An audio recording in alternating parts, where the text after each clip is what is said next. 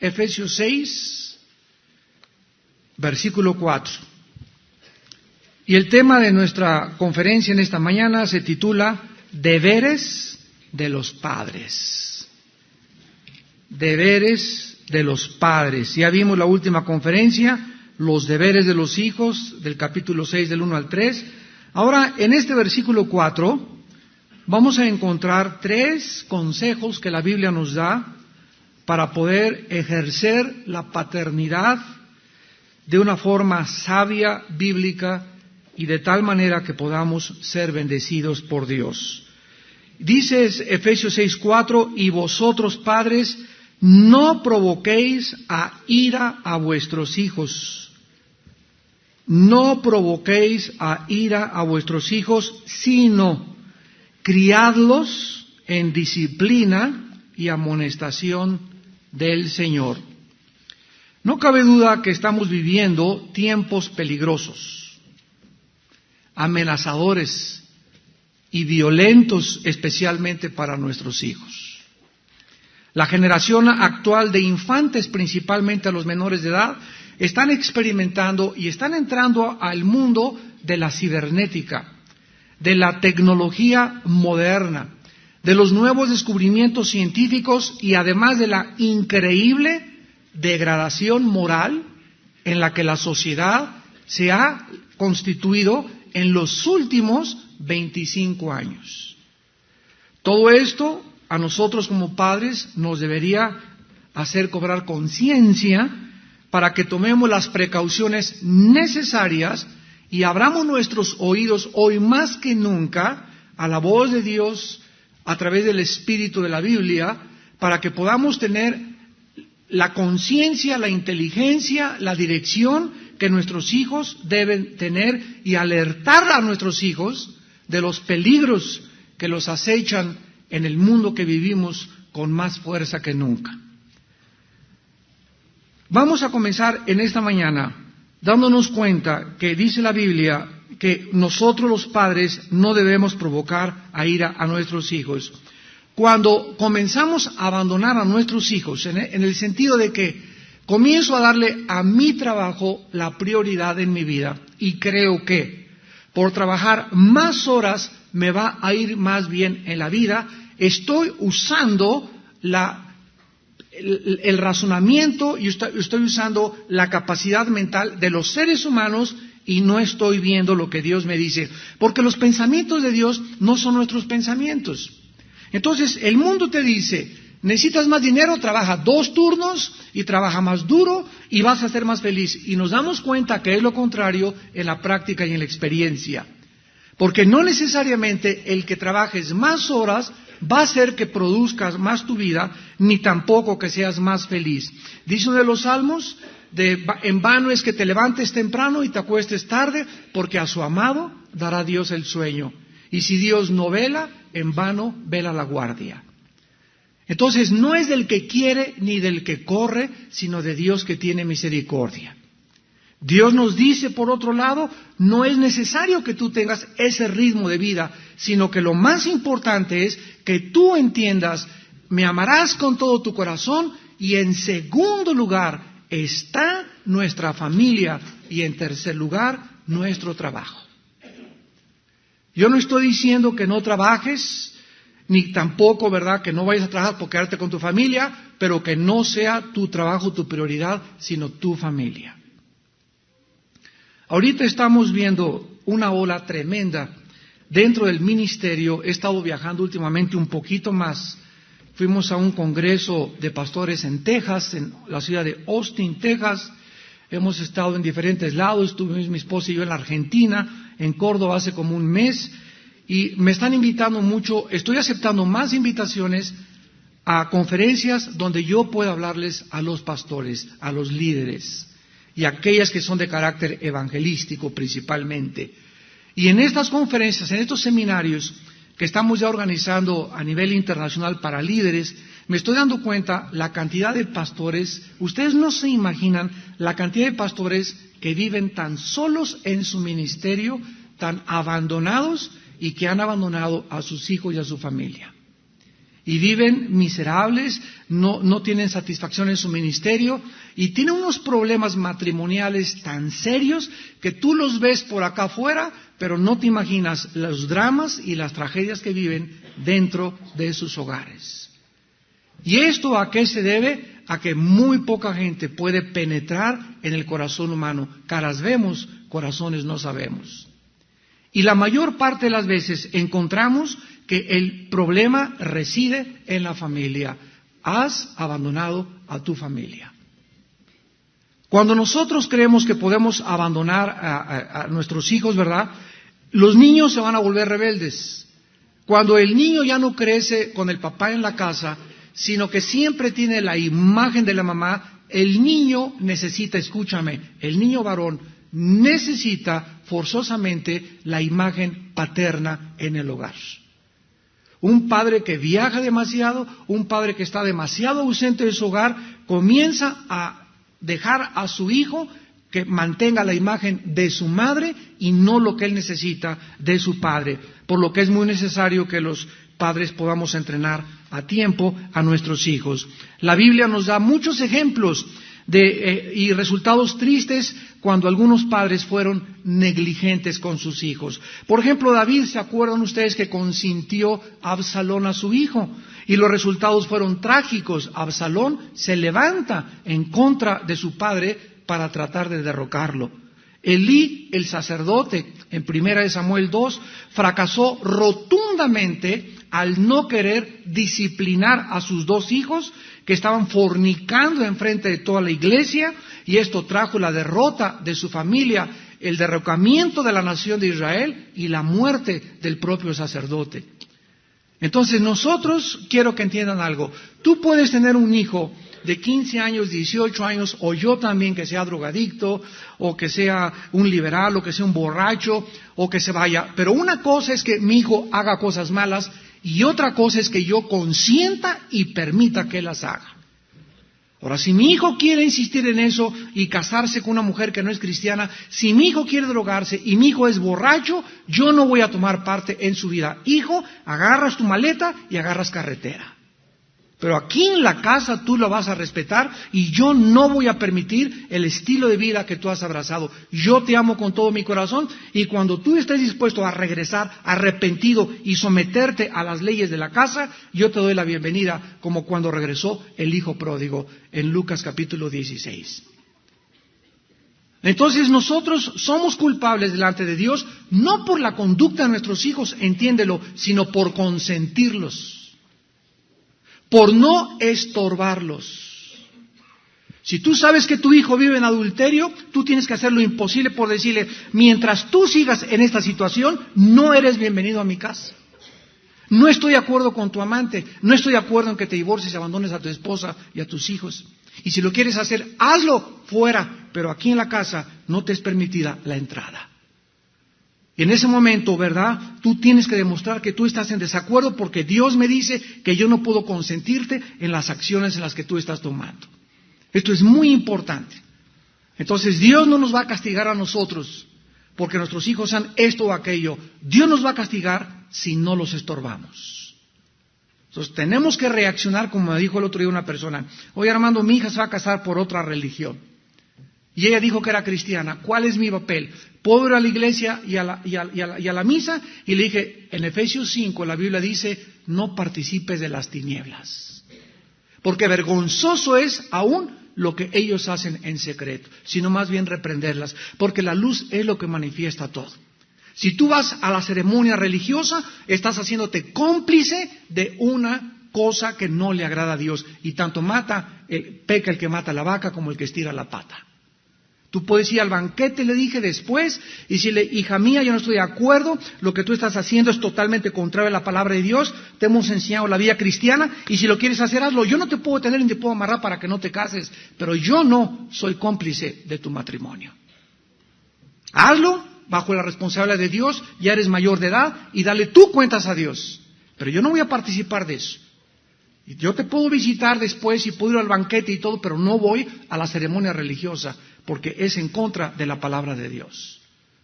¿Me van siguiendo? En sus últimos años, Isaac consintió a Esaú, mientras que su esposa mostró favoritismo a Jacob y el hogar se dividió. Jacob mostró favoritismo a José, su hijito, el último, y después despertó este favoritismo de Jacob hacia José, los celos y el odio de sus hermanos. Vamos a ver aquí en Efesios 6:4 algunas responsabilidades y consejos que Dios tiene para nosotros, para todos nosotros en esta mañana. Porque la más grande responsabilidad del ser humano es ser papá y ser mamá. No hay cosa más difícil en la vida que ser papá y ser mamá. Los que somos padres y abuelos lo sabemos. Es dificilísimo porque es muy fácil equivocarnos. Es muy fácil darles una educación equivocada y es muy fácil nosotros contribuir a sacarlos del camino. Y es por eso que Dios quiere en esta mañana hablar profundamente a nuestro corazón, para que comencemos nosotros a entrenarnos y a preparar esta nueva generación de hijos, de niños, que vemos que los mismos astros, los mismos ídolos de los niños y de nuestros hijos, como este muchacho, ¿verdad?, que ya está totalmente degradado, Michael Jackson, se convierten en los mismos monstruos que devoran a los niños.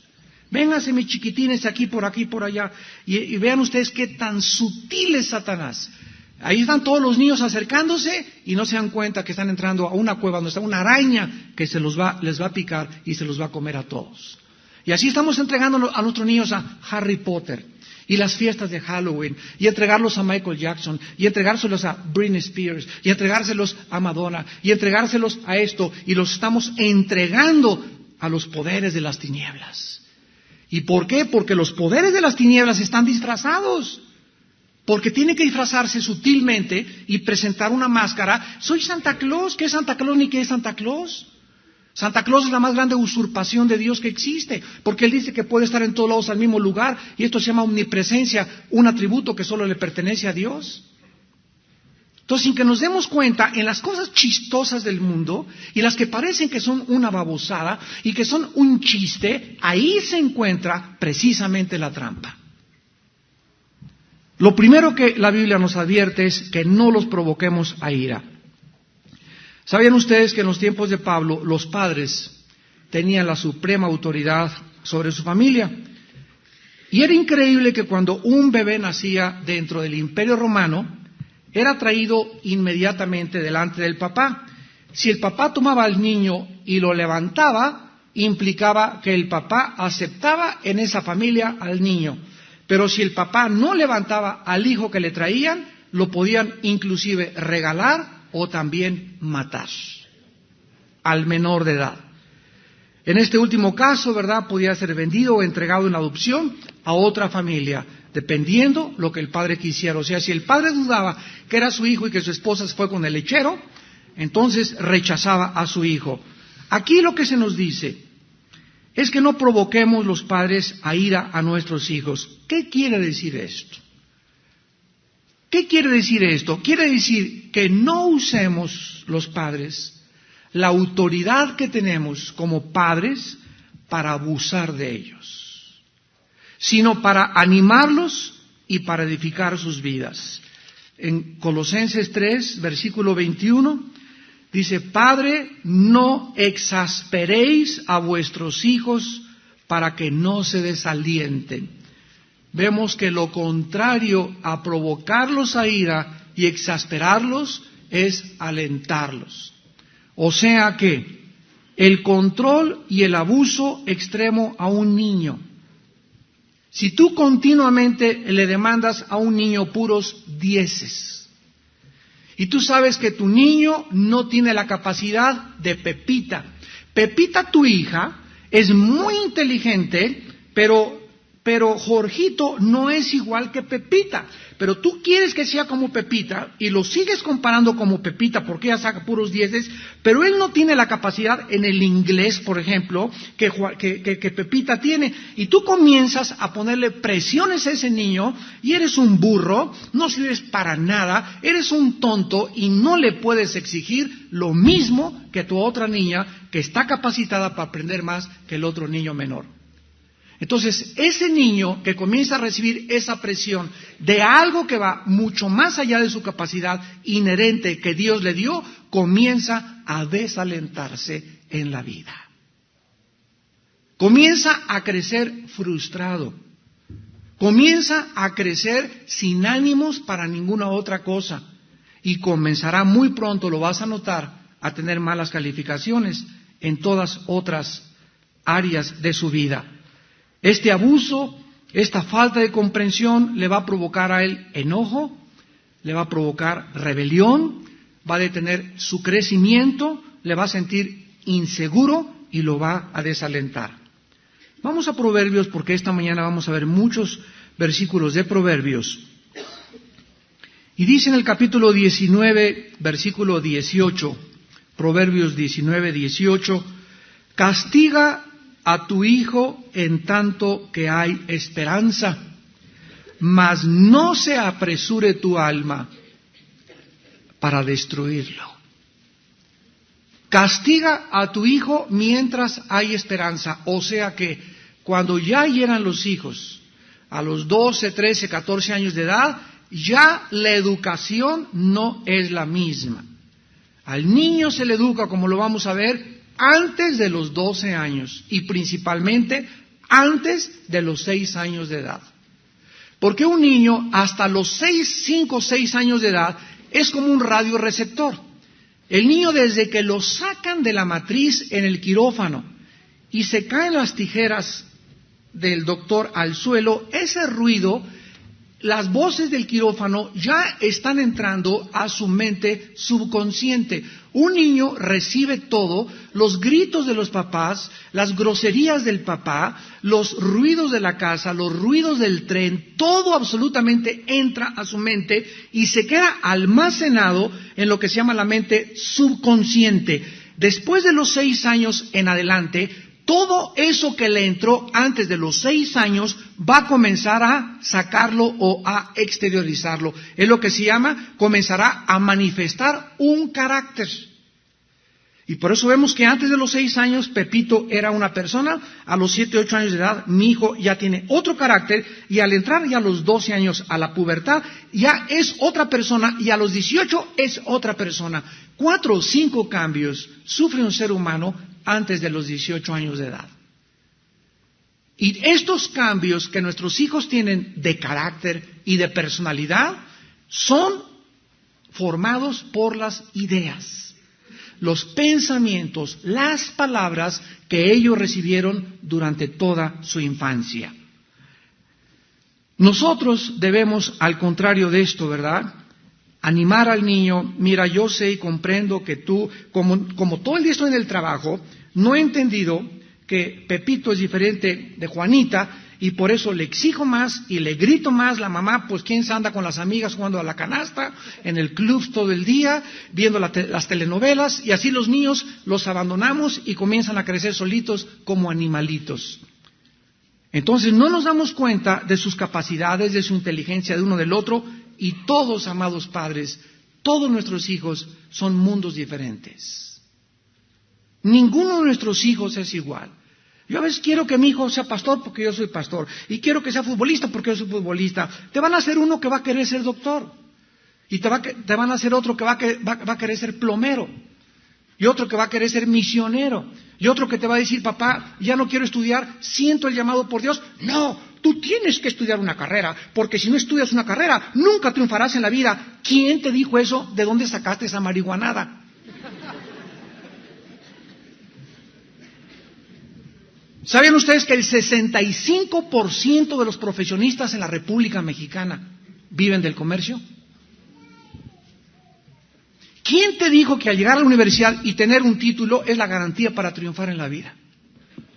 Hay muchos que Dios llama a que se gradúan y que tengan ese título. Yo no estoy desalentando a los que quieren estudiar una carrera, pero no necesariamente un título sirve para triunfar en la vida. Si Dios te llamó para que te recibieras y te graduaras, gloria a Dios, pero Dios no nos llama a todos a graduarnos de una universidad, ni todos los que se gradúan en la universidad triunfan en la vida. Entonces hay muchas vocaciones y hay muchos llamamientos. Hay futbolistas que fue su llamado ser futbolista y se acabaron la secundaria. Hay otros que su llamado fue basquetbolistas y ese es su llamado en la vida. Pero nosotros tenemos un concepto tan equivocado de creer que solo eso los puede capacitar para triunfar. Y aunque, repito, no estamos diciendo que dejen de estudiar, no insistas en que tu hijo, si no tiene esa vocación y no tiene la capacidad para estudiar, creas que solamente eso le va a ayudar en la vida.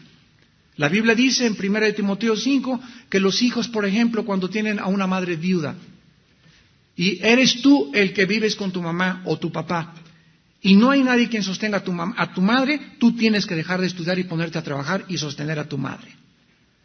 Y eso está dentro del plan de Dios. ¿Por qué? Porque dice la Biblia que el que no provea para su casa es peor que un incrédulo, ha negado la fe.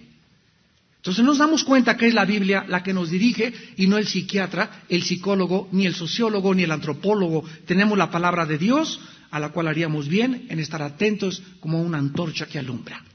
Dios es más sabio que cualquier decisión o pensamiento o idea o sistema filosófico de cualquier ser humano.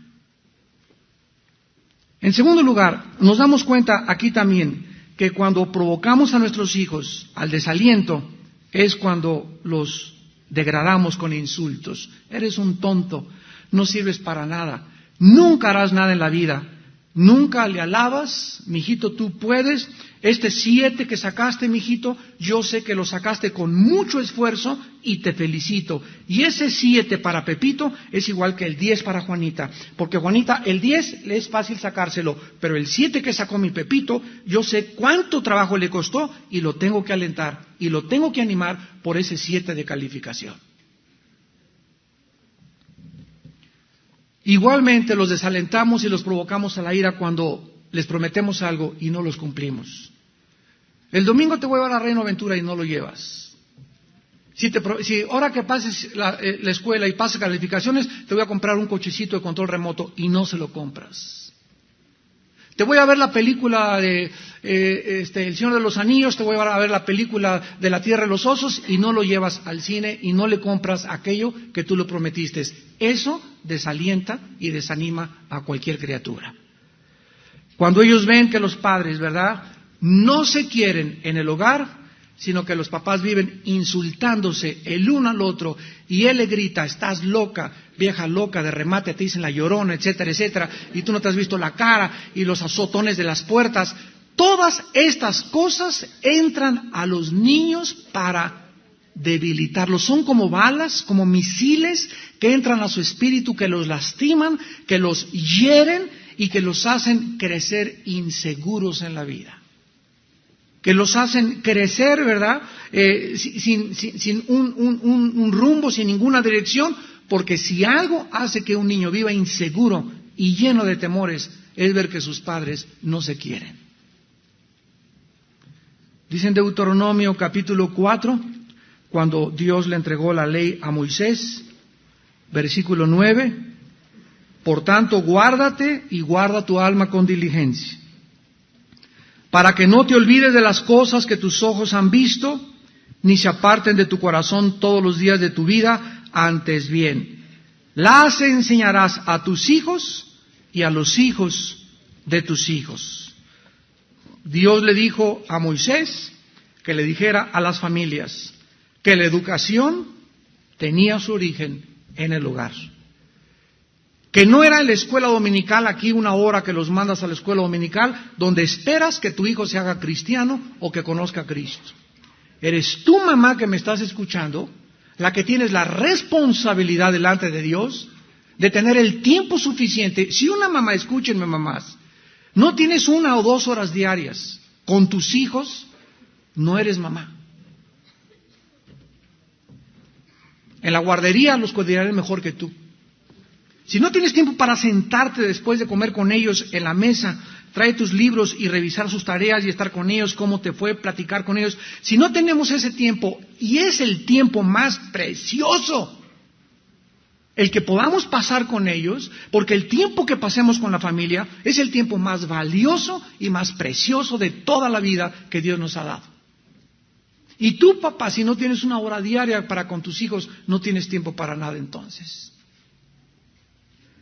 Es importantísimo el tiempo que pasemos con ellos. Y no solamente en cantidad de tiempo, sino también en calidad. Que en ese tiempo en la comida es el mejor momento para cómo te fue, en lugar de que la comida y gritos y se avienta la salsa, etcétera, etcétera. Que oremos en la comida, que haya paz en la comida, que los oigamos en la comida, sus conversaciones. Luego comienza Pepito a hablar con Juanita, ¿y qué te fue en la escuela? Y esto y lo otro. Y comenzamos a darnos cuenta cómo están ellos interrelacionados con sus amigos, qué te enseñaron, qué te dijo la maestra, y estar alerta sobre todo a lo que los maestros les están enseñando. Porque le están enseñando a nuestros hijos cuando los mandamos a la escuela, ahí los esperan con evolución, con filosofías orientales, con comunismo, con ateísmo, con Harry Potter, con Halloween, con religiones, con cosas de dianética que venimos del chango. Todas estas ideas se las avientan a nuestros hijos y nuestra responsabilidad es lavarlos con la palabra de Dios. En segundo lugar dice aquí en Efesios 6, versículo 4, que debemos de criarlos en disciplina.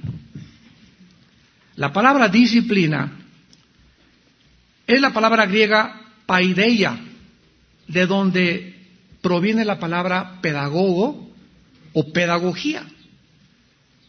Y paideia, que se tradujo disciplina, significa en el griego formar el carácter. Instruir o dirigir a alguien. Repito, de aquí se deriva la palabra pedagogía o pedagogo. Qué interesante que lo que más le importa a Dios de nuestra vida no es los logros que lleguemos algún día a hacer. Pues yo construí esa fábrica y yo gané 2 millones de almas, pues, gloria a Dios por ese evangelista, ¿verdad?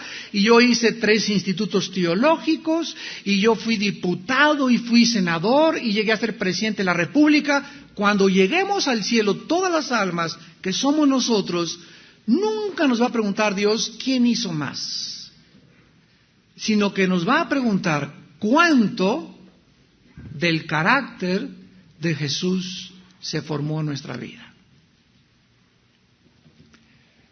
Cuando lleguemos al cielo, ¿verdad? Y le diga, Pedro, dame chance de entrar.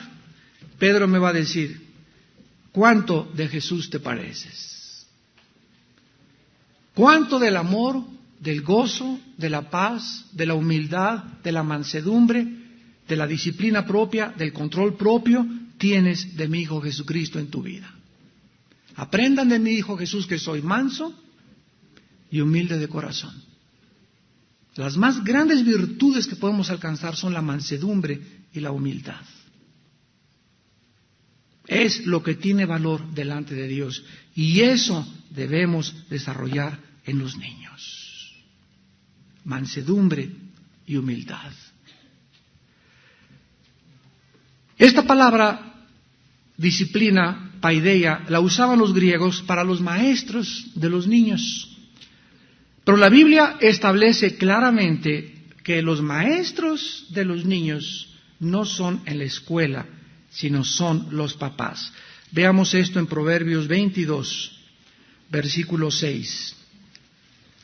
Proverbios 22, versículo 6. Instruye al niño en su camino, y aun cuando fuere viejo, no se apartará de él.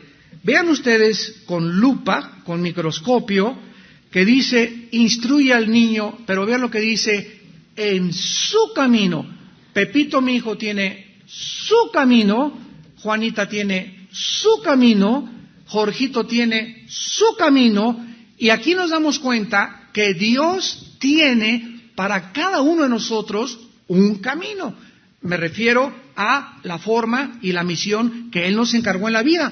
Dios tiene a unos que sean científicos, a otros que sean misioneros, a otros que sean pastores, y nuestra responsabilidad como padres es discernir, distinguir cuál es el camino, las aptitudes, los gustos. Yo tengo un hijo de 6, 7 años, por ejemplo, que no le gusta el fútbol, y llega al fútbol y le hace así cada vez que le pega la pelota, pero es muy bueno para la batería, o es muy bueno para las matemáticas. Entonces no lo voy a forzar porque no veo que haya disposición y capacidades o habilidades naturales para que él sea futbolista. Entonces tenemos que discernir los padres cuál es la dirección que ese niño trae. Los niños hipersensibles pueden ser músicos. Un músico es una persona muy, muy sensible, ¿verdad? Hay otras personas que son más duras y niños que son más fuertes de carácter. Ese niño tiene otra vocación. Entonces tenemos que entender el camino que Dios tiene para cada uno de ellos para que los instruyamos en ese camino. Esto es lo que quiere decir en el hebreo. Instruye al niño, dirige al niño, edúcalo en el camino que Dios tiene para él. ¿Y cómo yo sé, Señor, cuál es su camino? Vive en mi palabra y te lo revelaré, dice el Espíritu. Pero si no tenemos tiempo de estar en este libro, de vivir en este libro y de conocer a Dios, ¿cómo vamos a poder nosotros ofrecerles nada a nuestros hijos? Una jarra vacía no puede llenar ningún vaso, porque está vacía. Entonces, si tu vida está vacía, ¿qué les puedes dar a tus hijos? En tu mente solamente hay lana. ¿Y dónde fui de vacaciones? Pues me fui a Las Vegas con la Richelieu. Y me fui a Colorado Springs a esquiar. Y tus hijos nada más oyen, ¿y ya viste ese Rolex? ¿Y ya viste cuánto cuesta el nuevo Ferrari? ¿Y ya viste que en el Club Britannia está la señora, ya se inscribió la señora Richelieu también? Bla, bla, bla. Y comienzan los niños a crecer en un ambiente tan superficial y tan vano, donde comienzan a llegar a la pubertad, precisamente. ¿Y qué marca de pantalones traes? Jordache. Y el otro los compró en Ciudad Nezahualcóyotl, pero ese ya, ¿verdad?, no pertenece a nuestro grupo. Y vemos que los mismos niños comienzan a hacer clichés entre ellos en la escuela, entre los pirruration, ¿verdad?, los pirruris y los que no son. Y comienzan a juntarse los que traen coche y los que no traen coche, los que tienen bicicleta de marca y los que no tienen bicicleta de marca, y ya comienzan los niños a crecer y a ver qué etiquetas traen de camiseta así de este grado, qué etiqueta es, porque si no traes una etiqueta de Barbie doll, no eres mi amiga. ¿De dónde viene todo esto? De lo que oyen y de lo que ven en tu vida y en tu casa. Y esta es la educación vana que el mundo les tiene a nuestros hijos. Dice Proverbios 22, versículo 15, la necedad está ligada en el corazón del muchacho, mas la vara de la corrección la alejará de él. La Biblia dice que los niños, todos nacen con una voluntad propia. ¿Por qué? Porque la Biblia nos explica que hemos nacido todos con una naturaleza caída desde los tiempos de Adán y Eva. Es lo que la Biblia le llama el pecado original. Hay una disposición innata en los niños desde pequeños a llevarte la contra. Un niño de 15 meses es el más grande dictador de su casa. Es el niño donde comienza y te avienta, y te agarra, y te discute, y no agarres eso, y llega y ¡pum!, te tiro esa. Y ves que hay dentro del ser humano esa disposición a ir en contra de la autoridad. O sea que a los niños no les enseñamos, nadie le enseñó a portarse así. Les tenemos que enseñar a portarse bien, porque el mal ya lo traen dentro. Esta experiencia, señores sociólogos que nos escuchan, y psiquiatras y antropólogos, nos muestra que la Biblia tiene razón. Que el ser no es naturalmente bueno, sino que el ser humano es naturalmente malo.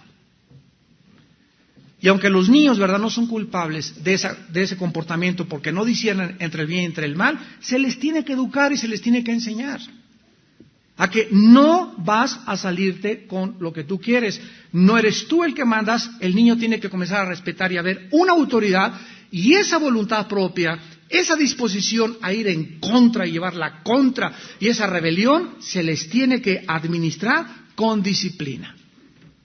Y esa disciplina, la Biblia le llama pao. O sea que muchas veces tú no puedes a un niño de 2 o 3 años, te dije 10 veces, y esta es la 11ª vez. Pues con razón. Al niño no se lo dices 2 veces. Lo agarras al niño de 2 o 3 años y se te tira al suelo y como pirinola con una rabieta y le dan vueltas y ahí están en el suelo y cómprame. Y la mamá, ¿qué haré? Dios mío. Y este niño, no, si alguien me ve pegar, le va a decir que soy una mala. y que soy la bruja, etcétera, etcétera. Un día íbamos mi esposa y yo ahí en un centro comercial, nos encontramos una pareja de cristianos. Y tenían a su niño precisamente como de 4 o 5 años, pero así que en el suelo, ¿verdad? Parecía que era rapero el chavito ahí, vuelta y vuelta y vuelta y vuelta. Y los papás estaban aquí, y pasamos los dos junto con ellos, ahí viene el pastor que dirá. Y me acerqué a la hermana y le dije, ¿por qué no agarra a este chamaquito ahorita de la mano y no lo haga en público? Nunca lo hagamos públicamente. Métetelo al baño del centro comercial o a un lugar donde nadie te ve, te sacas la mano y ¡pau, pau, pau! El cinto y 3 bien dados, cuerados, y no vuelvas a hacer esto jamás de nosotros en público, ni nos avergüences. Y 3 bien dadas, y el niño no lo va a volver a hacer. O se va a dar cuenta que no es tan fácil hacer lo que él quiere, ni va a demandar lo que él quiere, porque no es lo que él quiere lo que va a recibir, sino lo que dice el Señor. Entonces, cuando un niño te haga estas cosas, no lo esperes ni 2 segundos, métete a un baño cualquier cosa y suénatelo bien duro. Ahora, aquí en esta disciplina, ¿verdad? Es muy importante lo siguiente, porque hay extremos. Darle a un niño demasiado amor y nunca disciplinarlo se llama sentimentalismo. Y esto hace a los niños consentidos. ¿Quién es un niño consentido? Un niño que siempre, siempre, siempre lo que pide se le da. Un niño que hace las rabietas que quiera, grita, insulta, etcétera, etcétera, y nunca, nunca se le administra el pau pau. Es un padre o una madre sentimentalista. Y lo contrario, demasiada disciplina o castigo sin amor es dictadura. ¿Ven los dos extremos? Yo puedo castigar a mi hijo y se me puede pasar la mano. Y en lugar de pegarle, agarrarlo a patados, por ejemplo. O con un palo pegarle en la cabeza o hasta romperle un huesito. O agarrarlo y empujarlo contra los muebles. Todas estas formas de disciplinar al hijo son bárbaras, son rudas, son crueles. Y ahí lo lastimas en lugar de poder instruirlo. La Biblia dice que hay una varita así de 1 metro más o menos. En todas las librerías cristianas las venden. Y con esa, ¿verdad? Con esa le agarras y en las partes que no tienen alma, palo, palo, palo. En ninguna otra parte del cuerpo. Para eso las hizo Dios así. Están diseñadas especiales. Después de que tú le das pao pao a tu hijo, el mejor momento para restablecer la comunicación con el niño es después del castigo. No le hagas a tu hijo, paz, paz, paz, y a los 5 minutos, mi Pepito, venga, eche para acá, mi niño. Ay, no, espérate que pase por lo menos 1 hora. O si tú, métete a tu cuarto y a los 10 minutos, ay, mi niñita, pues me da mucho. No, hay que se quede 1 hora. Espérate a que el castigo pase y después vas y hablas con él. Ven para acá, Juanito, y lo abrazas. ¿Sabes por qué te dice pau, pau ahí? ¿Por qué, mamita? Porque fíjate que la Biblia dice que yo no puedo dejar que tú me hagas eso enfrente de la gente. Y tú tienes que entender eso, Pepito, que yo tengo que administrarte y darte en tus pompitas porque tú tienes que entender que no puedes hacer lo que tú quieres. Ni lo voy a permitir yo porque Diosito nos dice en la Biblia que así lo hagamos. Entonces el niño crece no viendo la autoridad del Padre, sino la autoridad de Dios a través de la Biblia. Pero si tú al niño lo castigas y lo dejas sin establecer una comunicación y decirle, hice esto porque te amo, el niño se puede resentir. ¿Te das cuenta? Qué difícil es ser papá, ¿verdad? ¿Y tú que querías ser papá?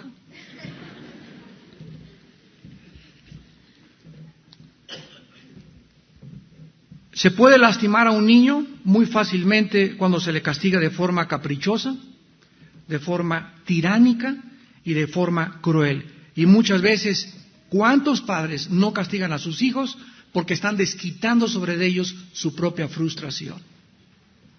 Tú agarras a un niño y dices, quítate, y le das una cachetada en la cara. Tú no sabes, marcaste a tu hijo en los próximos 2 o 3 años con esa cachetada en la cara.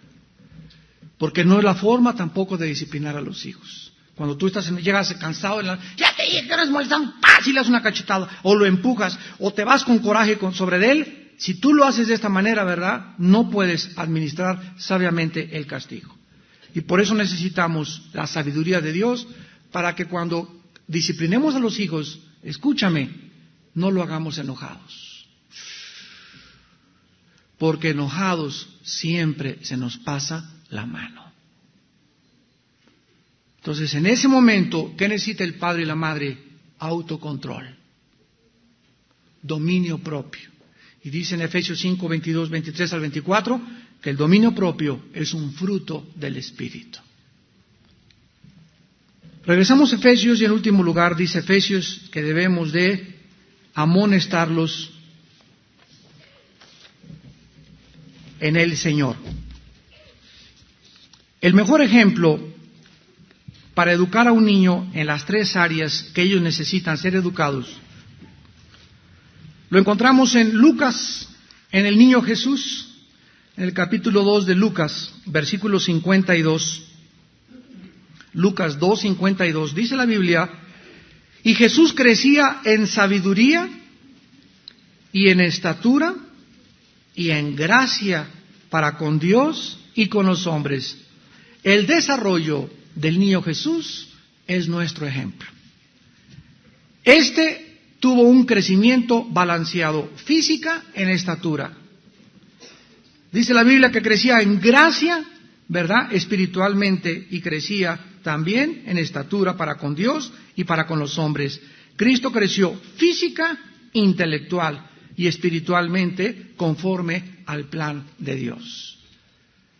Entonces, el niño necesita educación intelectual en la escuela, ayudarlo, que crezca, que lean buenos libros, cuidar los libros que en la escuela les mandan leer también, en los programas de televisión que ven. El niño necesita educación física, animarlos a que practiquen un deporte, básquetbol, fútbol, lo que sea, pero que hagan algo de ejercicio, y necesitan la educación espiritual, la cual proviene 100% dentro de la Biblia.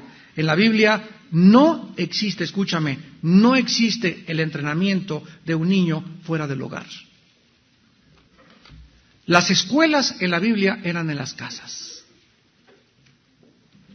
Y cuando ya comenzaron las instituciones educacionales a levantarse y a comenzar a educar a los niños, fue cuando el Estado después se aprovechó de esto, sobre todo en los estados dictatoriales y comunistas, donde el Estado era el que les decía qué libros de texto, qué enseñarles a los niños, y los padres perdieron el control de sus hijos.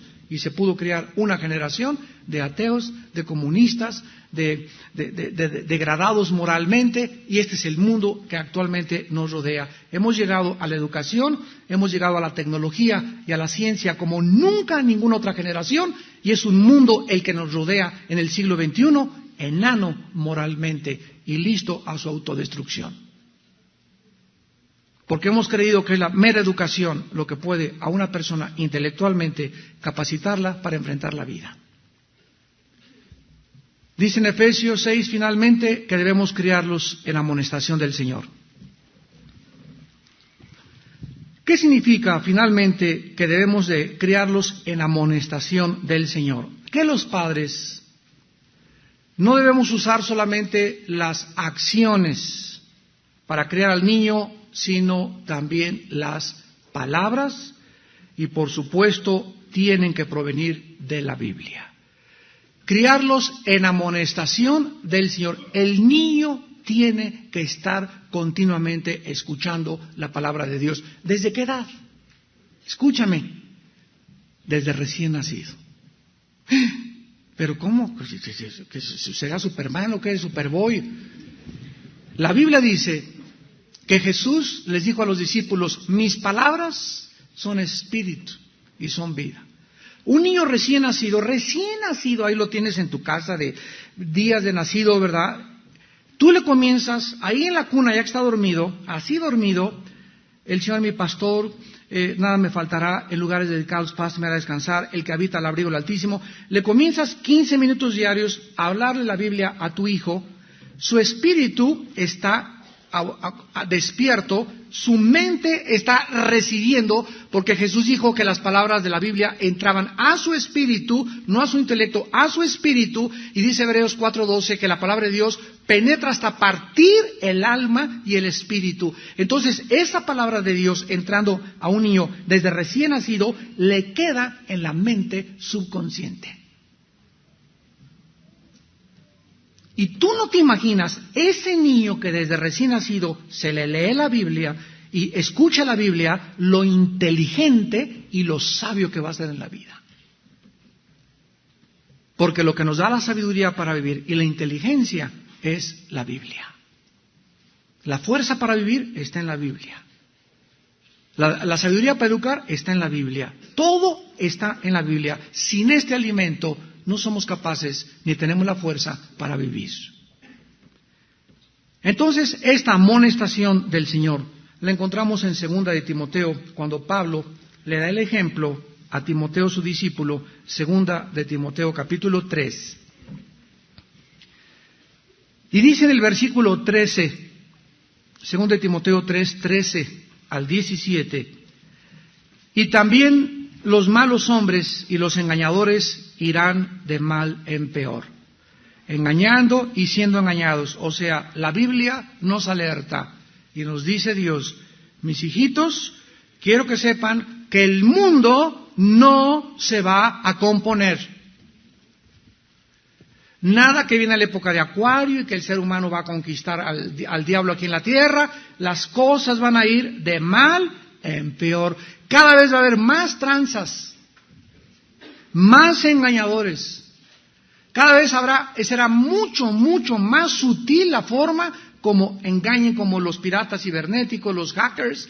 Ahorita en el internet están mandando que si tú les mandas no sé qué cosa a unos terrenos que están vendiendo por allá, te van a dar crédito y te van a dar intereses. Y bueno, no te imaginas la de tranzas que hay. Y los cristianos como moscas están cayendo así como... Pero uno tras otro están cayendo en negocios que les proponen porque no tienen el discernimiento ni la palabra para que tú seas protegido de tantos engaños, de tanta gente tan mala que se acerca a ti con cara de San Martín de Porres y que te meten en trampas donde hasta la casa, hasta la esposa vas a perder. Pero persiste, versículo 14, tú en lo que has aprendido y te persuadiste, sabiendo de quién has aprendido y que desde cuándo. Y que desde la niñez has sabido las sagradas escrituras. Timoteo tuvo una madre fiel y una abuela, Eunice, maravillosa, que a Timoteo desde niño le enseñaron la Biblia. Las cuales te pueden hacer sabio para la salvación por la fe que es en Cristo Jesús. Toda la Escritura es inspirada por Dios y útil para enseñar, para redarguir, para corregir, para instruir en justicia, a fin de que el hombre de Dios sea perfecto, sea maduro, enteramente preparado para toda buena obra. ¿Qué nos ha dejado Dios para poder enseñarnos? La Biblia. Para redarguirnos, o sea, la Biblia nos mantiene en el camino. Cuando alguien se sale del camino, el que nos convence para regresar el camino se llama redarguir, convencer para regresar es la Biblia. Cuando alguien se sale y no quiere regresarse al camino, ¿quién lo corrige? La Biblia.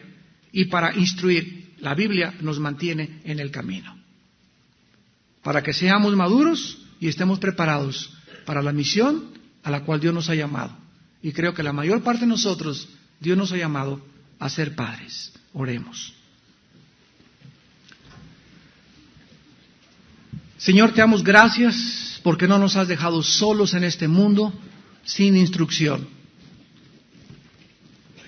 Y porque las instrucciones para vivir, para el matrimonio, para ser padres, para hacer negocios, para todo, se encuentran en la Biblia.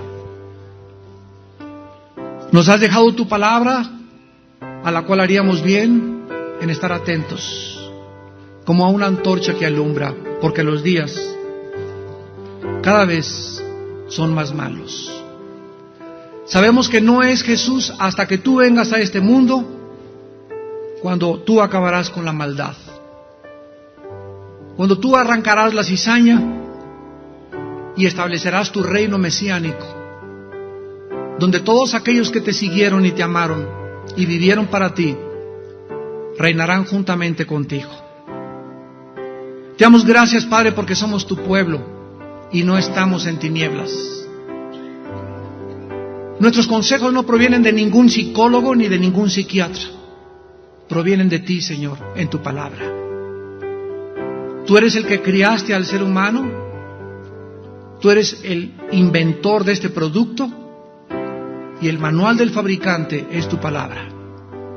Como fabricante de nosotros, diseñador y creador, solo tú tienes la solución. Solo tú sabes qué está mal con los niños y qué está mal con los seres humanos, con los jóvenes, con los adultos y los viejitos. Y tú viniste, Señor, a hablarnos mediante tu Hijo Jesucristo para que no desecháramos al que nos amonesta desde los cielos. Porque no nos hemos acercado al monte del Sinaí, donde la paga del pecado fue la muerte a los que no permanecieron en la ley, sino que nos hemos acercado al monte de Sión, a la ciudad de Dios, a la Jerusalén celestial, a la compañía de millares de ángeles, a la congregación de los primogénitos, inscritos en los cielos, a Jesús el mediador de un mejor pacto, a la sangre que habla mejor que la de Abel.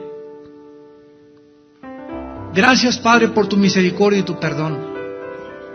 En esta mañana, cualquiera de ustedes que ha fracasado como padre, cualquiera de ustedes que no ha hecho lo que Dios le ha dicho, en este momento pídele perdón. Te damos gracias, Padre, porque todos hemos fracasado como padres, todos hemos fallado. Y tú tienes misericordia de nosotros. Y la sangre de Cristo nos limpia de todo pecado. Ten misericordia, Padre, en nuestras vidas. Queremos ser mejores padres, mejores abuelos, mejores siervos. Queremos vivir cerca de ti, porque solo viviendo cerca de ti tendremos la sabiduría para educar a nuestros hijos. Y en esta mañana, cualquiera de ustedes que aún no tenga a Jesucristo en su vida como su Señor y Salvador, invítalo en este momento a tu vida. Dios te perdona en una cruz donde su Hijo derramó su sangre para que tú pudieras en esta mañana ser limpiado, limpiada y ser transformado, transformada en una nueva criatura. ¿Qué tengo que hacer, me preguntarás, para recibir a Cristo por primera vez en mi vida? La Biblia dice que en primer lugar te arrepientas de tus pecados. Arrepentirte es reconocer que hasta este momento has vivido equivocadamente, que tu vida deja mucho que desear y que si no te acercas a Dios nunca podrás alcanzar el propósito para lo cual Él te creó. Arrepentirte es volverte a Dios en esta mañana con todo tu corazón y decirle: Padre, perdóname, te he ofendido con mi vida. Creo que en la cruz tu Hijo Jesús murió en mi lugar y derramó su sangre para perdonar mis pecados. Señor Jesús, te pido que en este instante entres a mi corazón como mi Señor y mi Salvador. Te doy las gracias por tu perdón y porque salgo en esta mañana de este lugar con una nueva luz, con una nueva esperanza de comenzar de nuevo con mis hijos, o tal vez, cuando sea madre, tener la capacidad de educarlos para la gloria tuya. En tu nombre precioso, Señor Jesús. Amén.